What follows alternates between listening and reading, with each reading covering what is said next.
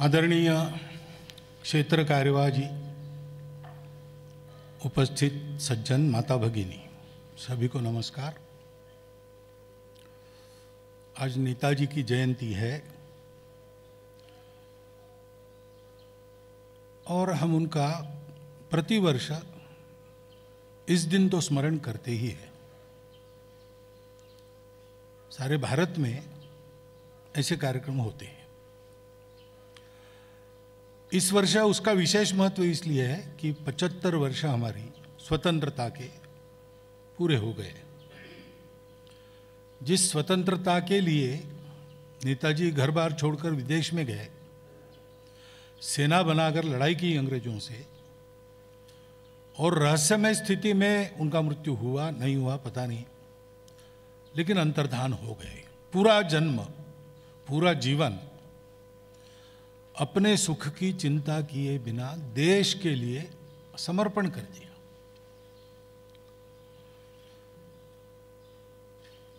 तो स्वतंत्रता के 75 वर्ष नहीं होते तो भी हम स्मरण करते ही ऐसे व्यक्ति का। उनका पूरा जीवन ही हमारे लिए अनुकरणीय जीवन है, क्योंकि पहली बात है कि उस जीवन को उन्होंने स्वार्थ के लिए नहीं जिया, वो अपने लिए, स्वयं के लिए नहीं जिए, अपनों के लिए जिए। भारतवर्ष गुलाम था और गुलामी में रहना ये किसी समाज की स्वाभाविक स्थिति नहीं है। वो उसके लिए कलंक है, अपमान है। तो भारत माता के पुत्रों का ये कर्तव्य होता है ऐसी स्थिति में कि वो अपने देश की स्वतंत्रता के लिए प्रयास किए।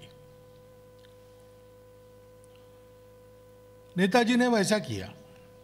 पूरे भारतवर्ष की स्वतंत्रता। वैसे नेताजी का परिवार मूल रहने वाला उड़ीसा का था। पढ़ाई लिखाई बंगाल में हुई। कार्य क्षेत्र पूरा भारत रहा और विदेश जाकर अंग्रेजों की सेना में शस्त्र चलाना प्रशिक्षित होकर जो लड़ रहे थे, उनके मन में, अपने लोगों के देशभक्ति की ज्वाला उन्होंने जागृत की और उनकी सेना बनाकर अंग्रेजी सत्ता, उस समय महाबलाढ्य सत्ता थी, ऐसा कहते थे अंग्रेजों के साम्राज्य पर सूर्यास्त नहीं होता। इतने पराक्रमी और प्रचंड सत्ता को उन्होंने चुनौती दी। केवल दी ही नहीं, यहाँ आकर भारत की दहलीज को पार करके स्वतंत्र भारत के सरकार की घोषणा भी उन्होंने की। अब ये सारा करते समय सब भारतवासियों को उन्होंने जोड़ा।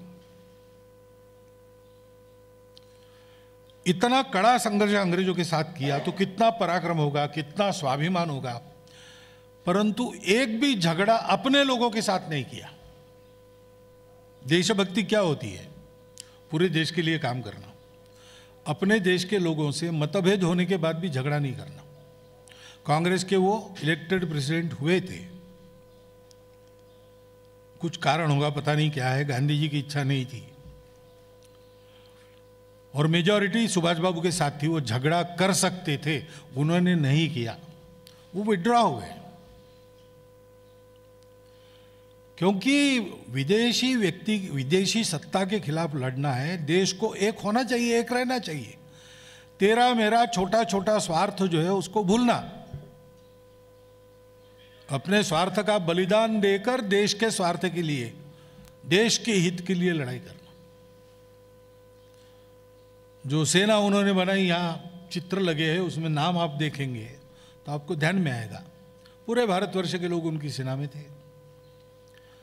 जाति, पंथ, मत, प्रांत कुछ नहीं, पूरे देश को एक करने की उनकी शक्ति थी, क्योंकि वो स्वयं पूरे भारत को अपना देश मानते थे। ये राष्ट्रीय प्रवृत्ति उनकी थी। तो देशभक्ति और अपने देश की एकात्मता की स्पष्ट कल्पना और साथ साथ उसके लिए सर्वस्व समर्पण करने की प्रवृत्ति, सब कुछ दे दिया। अपने लिए कुछ नहीं, देश के लिए सब कुछ, ऐसा उनका जीवन है। और प्रेरणा उनकी अपने देश की सब कामों की प्रेरणा रहती है, वैसे उनकी भी प्रेरणा आध्यात्मिक प्रेरणा थी। उनका साहित्य पढ़ेंगे आप तो आपको ध्यान में आएगा। वो तो एक बार हिमालय में चले ही गए थे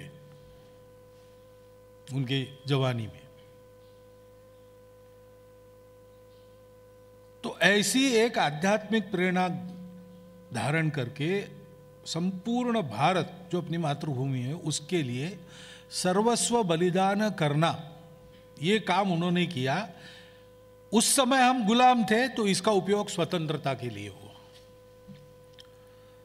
लेकिन देश को बड़ा करना है और देश को बड़ा बनाए रखना है तो देश में ऐसे व्यक्तियों की जरूरत हमेशा रहती है। स्वतंत्रता के लिए संग्राम किया इसलिए हम याद करते, लेकिन याद तो उनके इस चरित्र को सदैव करना चाहिए और वैसा बनने का प्रयास करना चाहिए। हम सब लोग उनके रास्ते पर स्वयं चले। हम सुभाष बाबू नहीं बन सकते, लेकिन आज है उससे 5 कदम ज्यादा अच्छे तो बन सकते हैं, क्योंकि ऐसा बनने से अपने जीवन में भी और राष्ट्र के जीवन में भी जो परिवर्तन आता है वो सबके लिए हितकारी होता है। और जब सब सुखी होते हैं तो मेरे अपने सुख के लिए अलग से प्रयास करना नहीं पड़ता। और इसलिए नेताजी का ये देशभक्ति का, राष्ट्रीय एकात्मता का, सर्वस्व समर्पण का संदेश उनके जीवन के निमित्त आज हम याद करें और उसका अनुकरण हम अपने जीवन में करने का प्रयास करें। उनके लिए यही सच्ची स्मरणांजलि होगी, ऐसा मुझे लगता है। इसलिए आज के दिन आपने मुझे यहाँ मंच पर बिठाकर बोलने के लिए कहा, तो मैंने चिंतन के लिए आपके सामने ये विचार रख दिया है। आपने सुना, इसलिए धन्यवाद।